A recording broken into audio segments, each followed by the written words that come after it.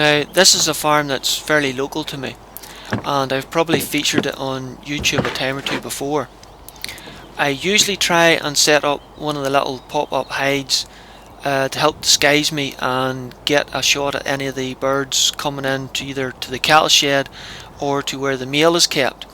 But there is a mountain of straw bales where I usually position the hide, so I had to improvise this time and decided just to park the van outside and try and shoot out of the side door at anything that comes into the area where the meal's kept.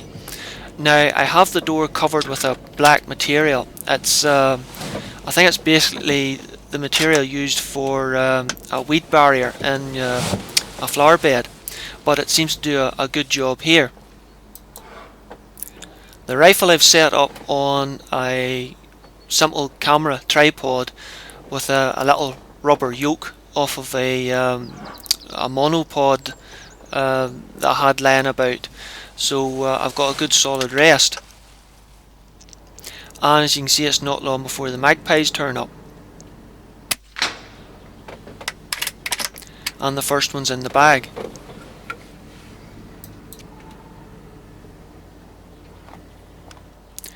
Now the face of the bales there are about 30 yards. The back of the shed where the male is near 35 yards.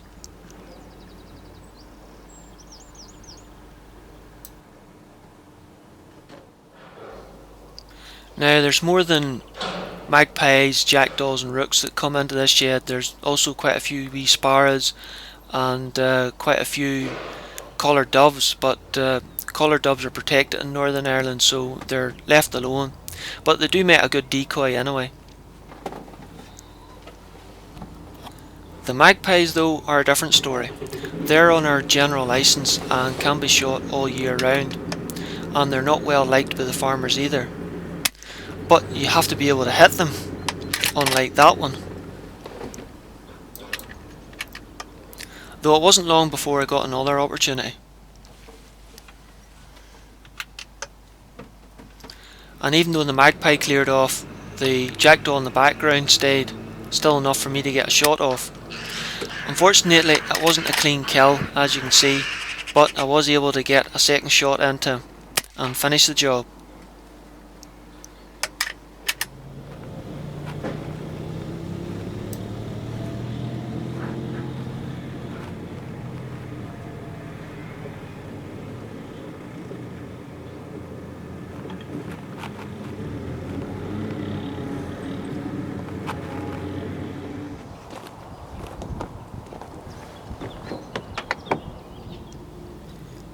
After a while, some of the magpies started landing on the roof.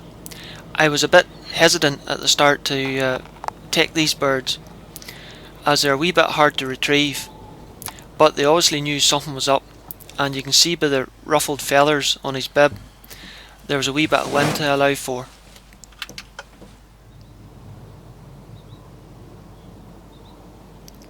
But I dropped him, hoping that he would fall cleanly off the roof, but instead he went backwards and stayed up there.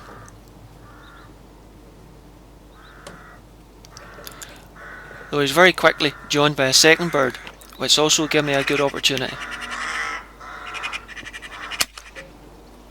But again, he stayed up on the roof also.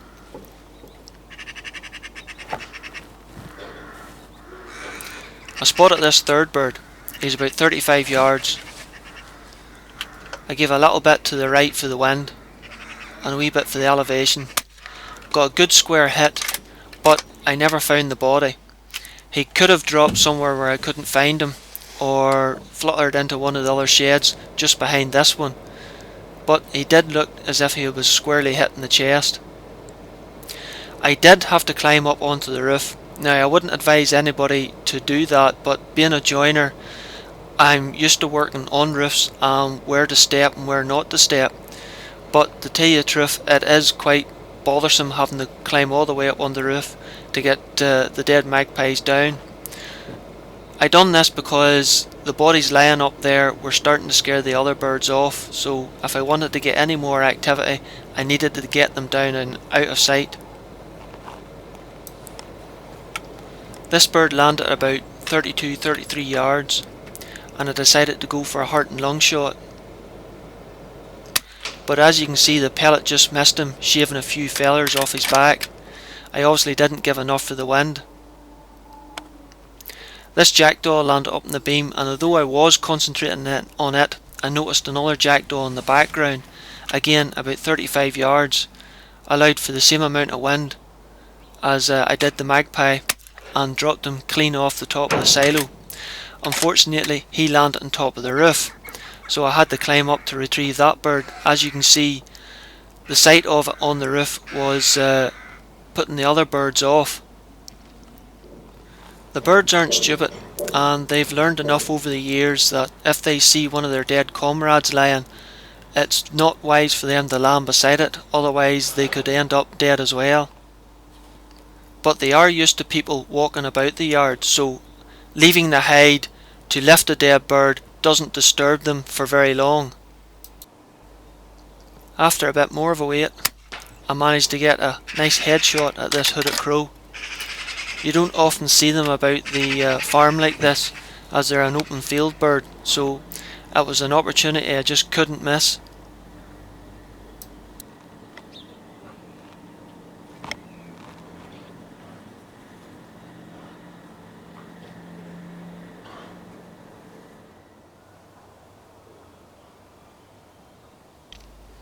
And just before I was about to call it quits because the van was getting really hot, I got another magpie.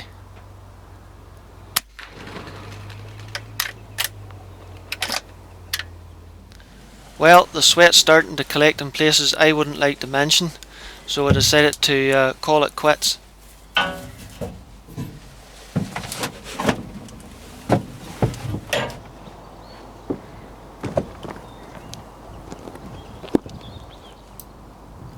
Not a bad little collection for an improvised hide.